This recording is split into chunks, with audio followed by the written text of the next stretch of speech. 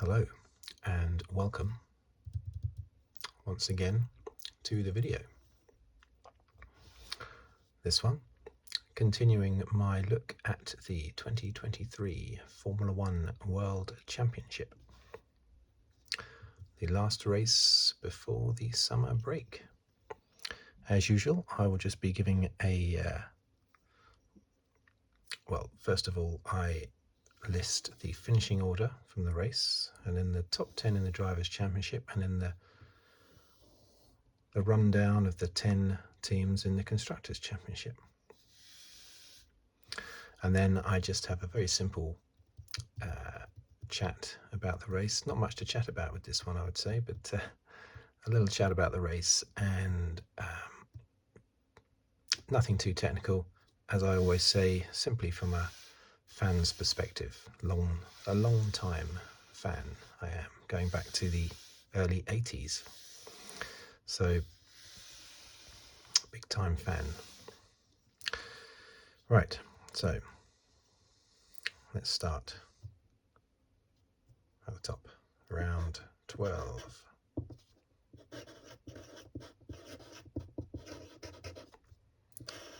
Belgium. Now, I don't want this focus to escape me. Okay, so let's go. Let's list these. Finishing order.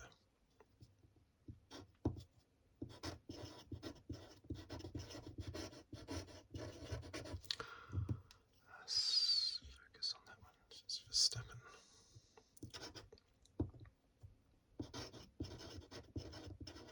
Perez.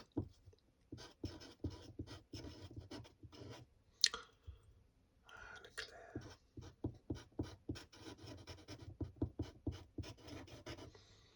Hamilton.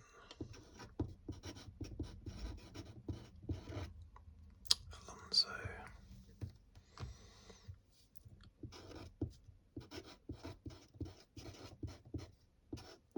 Russell. Norris. Ocon. Stroll. Tsunoda. Gasly.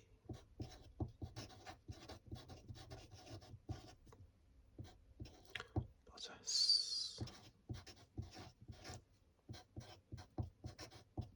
Joe. Albon.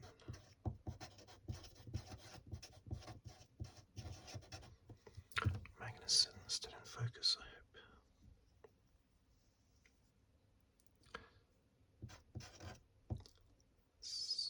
Ricardo.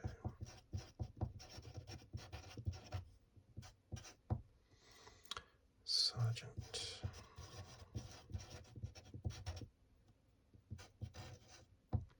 Hulkenberg.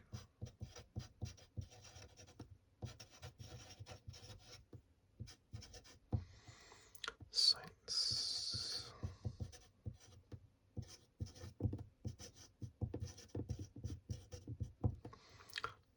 Piastri. Okay. Top 10 in the championship. No surprise, who's at the top? 314, Perez. 189.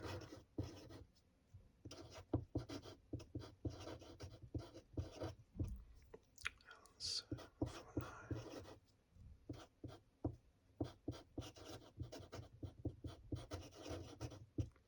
Hamilton, 48.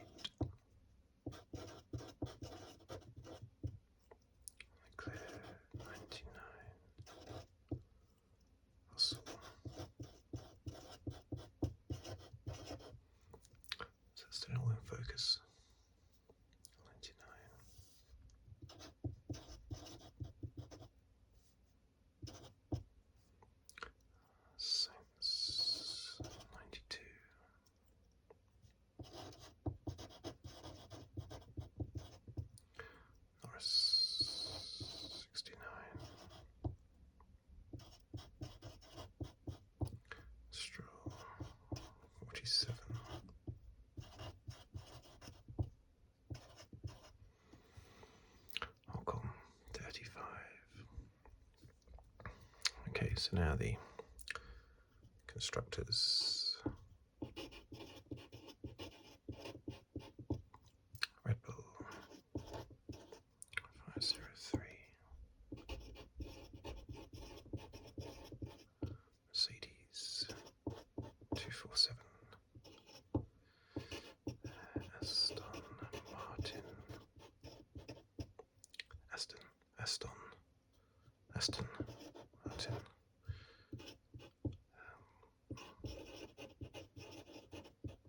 Ferrari.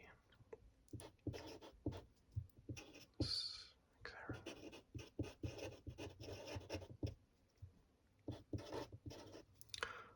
103. Alpine. 57.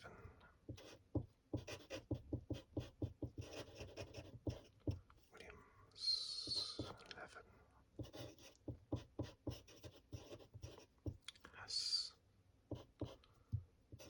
11.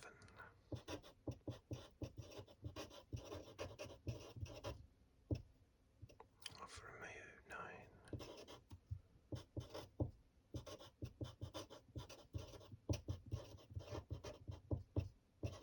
AlphaTauri 3. Okay, so there you have it. What kind of a race was that? Firstly, I'll just put down here before I forget, Hamilton fastest lap. It's a bit of a result. The amazing thing there is he had enough of a space behind him to be able to come in and change tyres to get the fastest lap. Normally, this year, that's only Verstappen, basically, that has the gap behind him in order to come in. Actually, he doesn't even need to come in for fresh tyres, let's face it. Verstappen just sets a fastest lap normally on old tyres. But yeah, that's the positive there for Hamilton. Not yes, he did it on medium tyres, but the big thing for me is the fact that he actually had a gap big enough to come in and change onto new tyres without losing a place. I think that's the significant thing there. But still miles behind the Red Bulls. Anyway, so that race. Well, for starters, of course, there was a sprint race. Now, I haven't written down the results of the sprint race. As people probably know, I'm not a... I like it when there is a sprint race as opposed to when there isn't a sprint race. But I would like, as I've said before numerous times, I would like them to scrap this sprint race and just add, say, 10 laps onto the main Grand Prix. I'm sure the drivers can cope with an extra 10 laps. Maybe somewhere like Singapore, just an extra 5 laps, maybe 6 or 7. I would rather that, because I think it's murky ground, isn't it? I mean, what would have happened if Piastri had won the sprint race? Would he then be classed as a Grand Prix winner? He shouldn't be, of course, should he? But so far, no sprint race has been won by a driver who isn't already a Grand Prix winner. And I need to actually double check with the stats. I do keep my eyes on the stats, but I haven't kept my eye on them close enough to notice whether or not sprint races are counted towards a Grand Prix winning total. For instance, going into this race, I think Verstappen was on 44 wins, was it? I think this was his 45th win, I think. I assume and I hope that none of those are sprint races.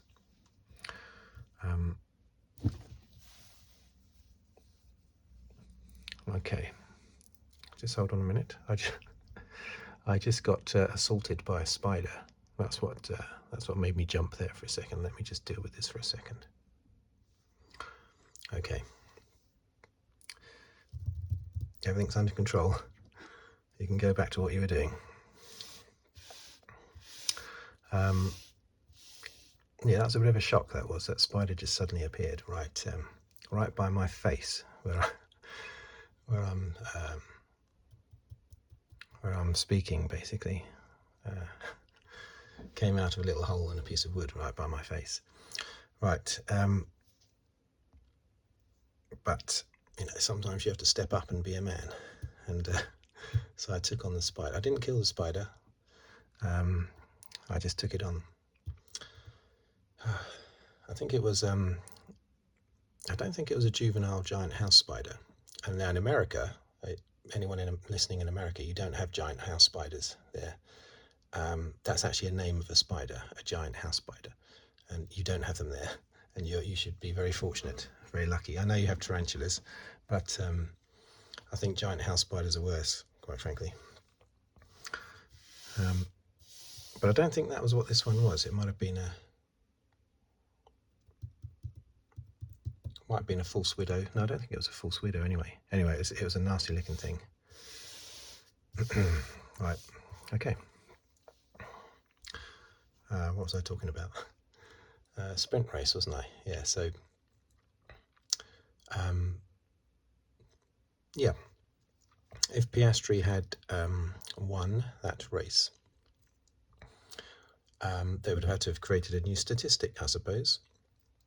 Well, maybe there is already a new statistic that people are taking note of, and that's how many sprint wins you've had, or how many sprint podiums you've had as well.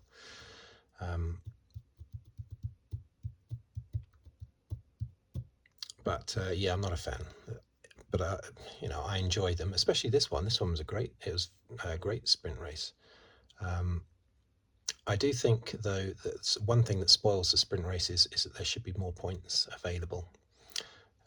It's a lot better than what it was in 2021, of course, when it was just 3, 2, 1, 3 points for a win down to 1 for third. I mean, what's the point in getting in the car for that? But 8 points down to 1 is still such a small amount of money and amount of points. For the fact, when you consider they go out there and still risk their lives for, is it 1/4 or 1/3 distance, something like that. It's ridiculous. It should be half points. So I know you can't divide the points by 2 totally from a main race, but maybe instead of 25 points you get 12, say, for a win in a sprint race, 9 for second, going down like that, basically, halving the points as best as you can. Hamilton, after the race, after the sprint race himself, said that when he was questioned about the penalty, dropping him from, I think, was it third or fourth down to 7th, he said, he's just shrugged and said, well, it makes a difference of about 2 or 3 points. It's not really, if you're in a tight championship battle, that means something.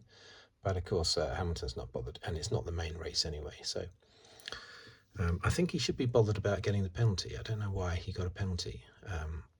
But after when he went into the side, he understeered into the side of Perez, didn't he? Which drivers so often do. It's out of their control if you get into that position. He was alongside Perez, and at one point he was actually even slightly ahead of Perez. And then he started understeering. Nothing he could do about it. And he understeered into Perez, unfortunately. I always think the guy on the outside should be aware that might happen and should give more room. Perez gave the amount of room that he is required to give. He left a car's width.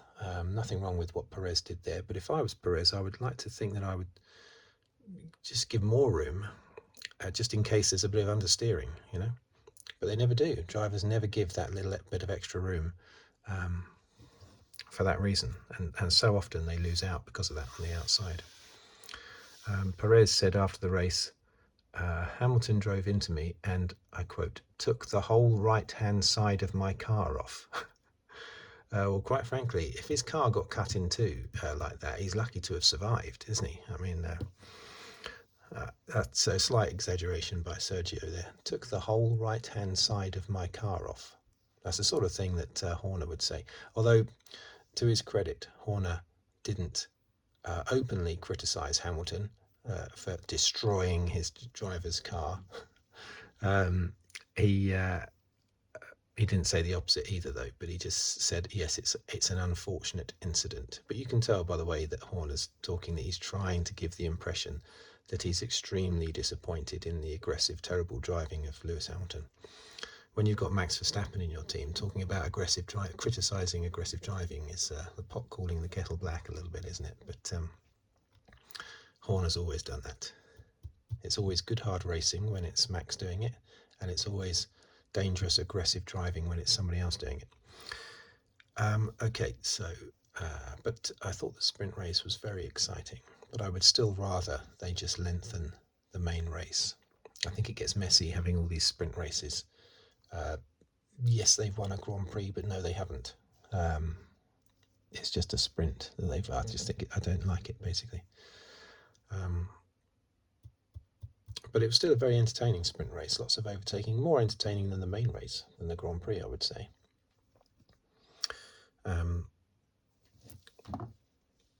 But yeah, so Verstappen, totally in control, came up from 6th on the grid in this main race, didn't he? After he had something, was it a gearbox or something that he'd replaced on his car, some component that knocked him back 5 places. 6th on the grid. Perez was 2nd on the grid and was 1st pretty much by the first corner, and that was it. Perez soon caught him up, and on lap 17 overtook, blew past Perez. After the race, Perez said, two notable things he said, and that was, I got past Leclerc, which was like the main objective, or one of the main objectives. In other words, it's like the team were telling him, look, we want you to secure 2nd place here, so make sure you beat Leclerc. In other words, Verstappen's going to come through from 6th place and win. You can't stop that. So just get past Leclerc and secure 2nd place. And I think he was terrified of not getting past Leclerc. Perez probably feels, and it's probably true, that had he come 3rd behind Leclerc, that would have made him look very bad with the team. The team don't mind him finishing 2nd behind Verstappen. Obviously Perez minds, but the team don't mind.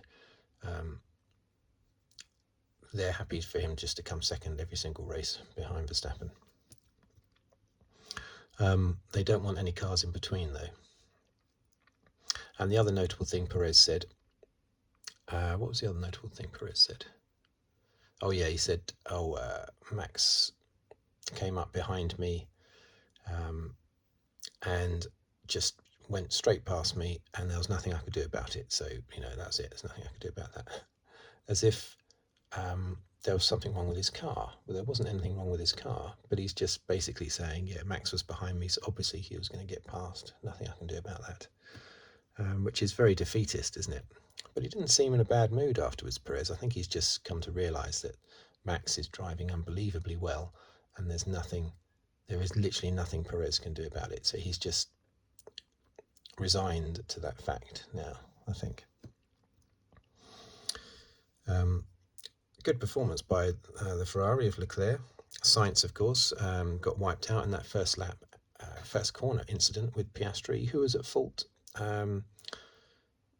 I would say they're both equally to blame. Piastri should have realised that gap was going to close.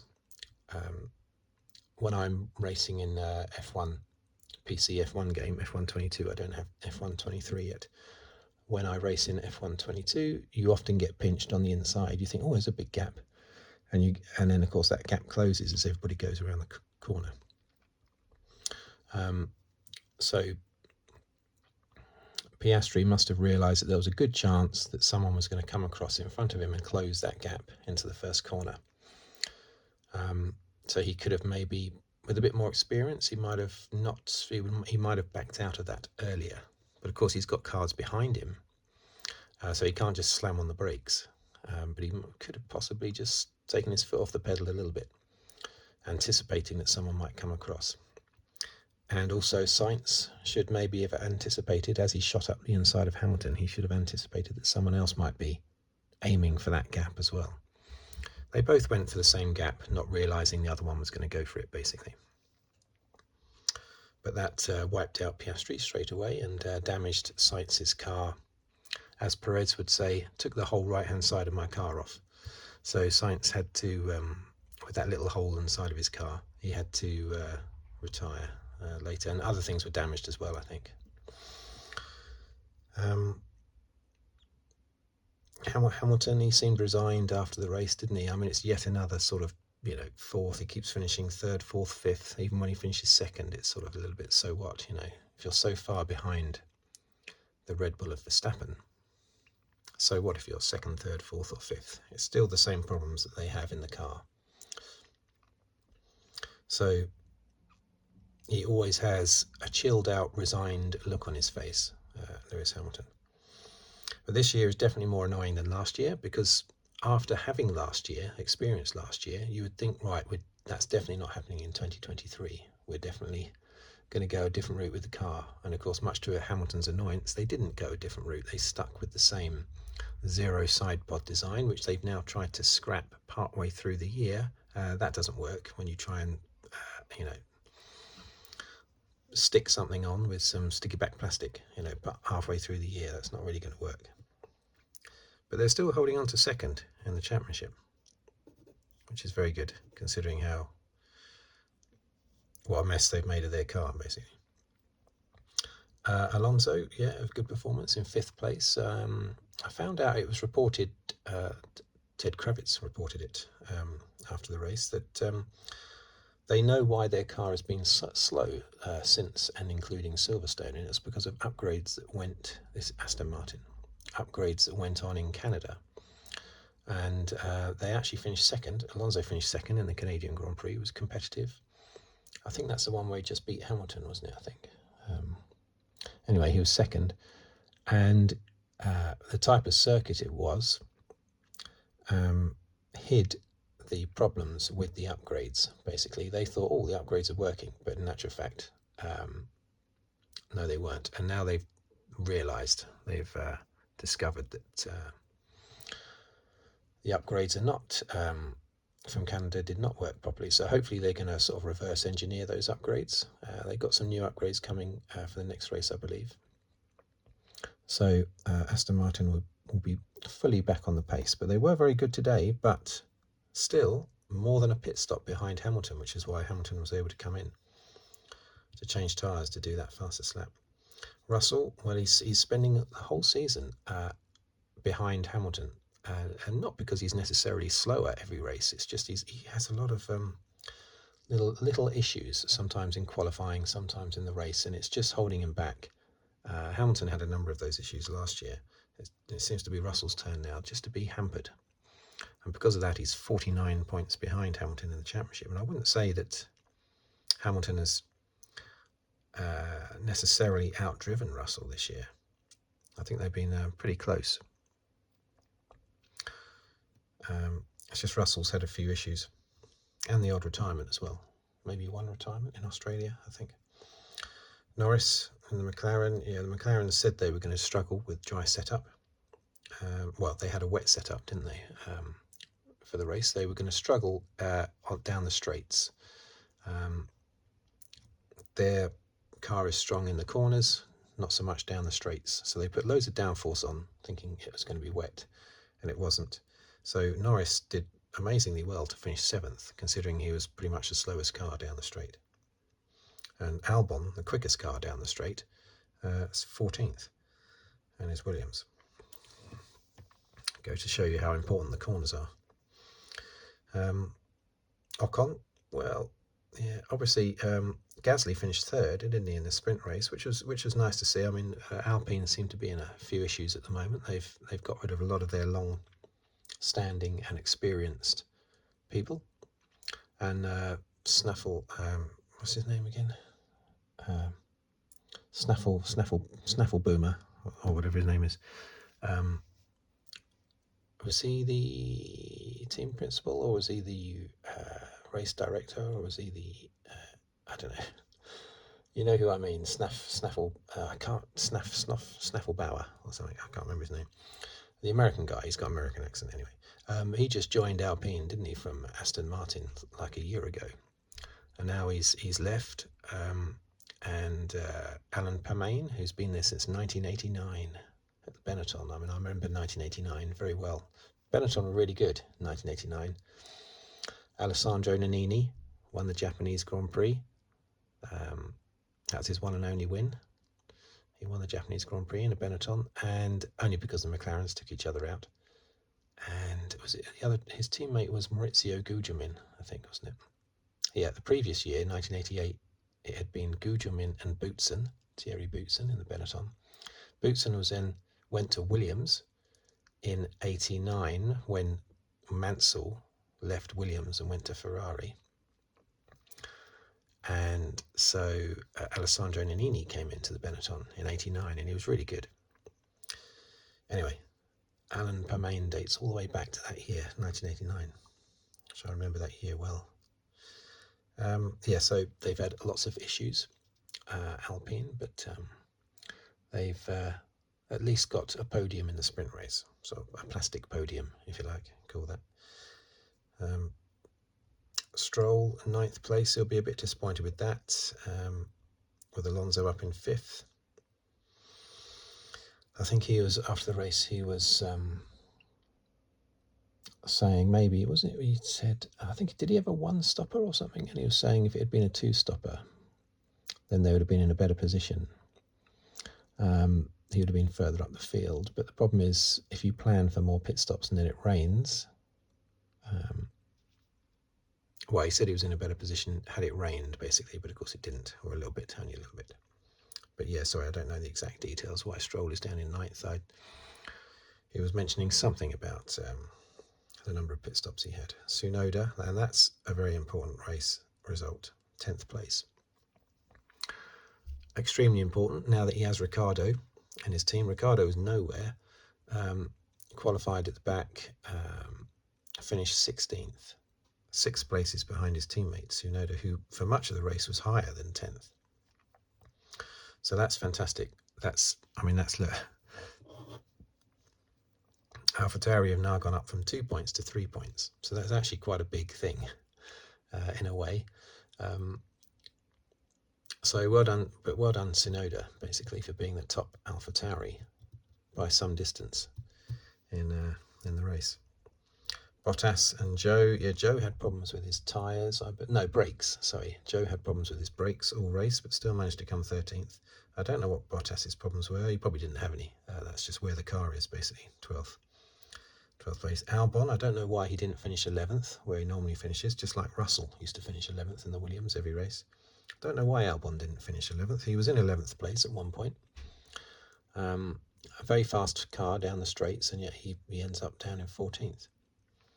Magnussen and Hulkenberg. Well, Hulkenberg started at the back, didn't he? I think. Just a terrible race once again for Haas.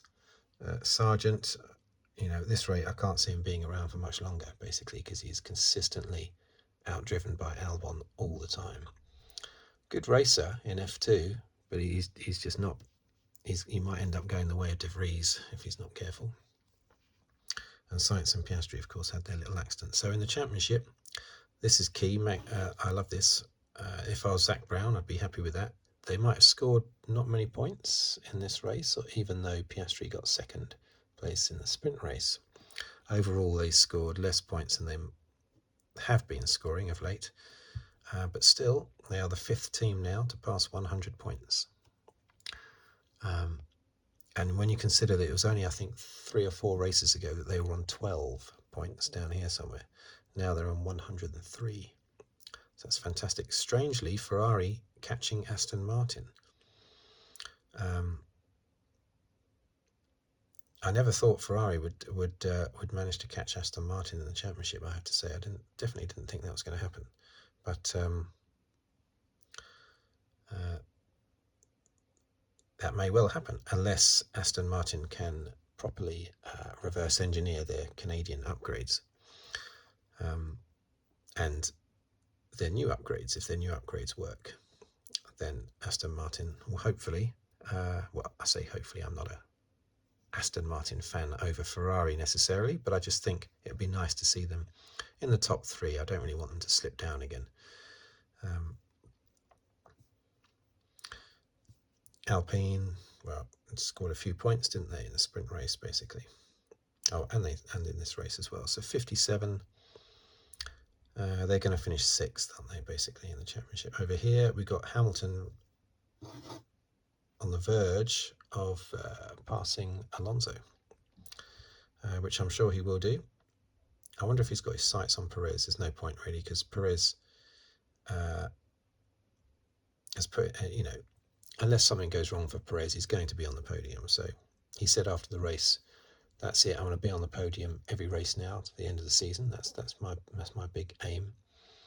Not notice he didn't say to win every race, because he knows he's not going to do that.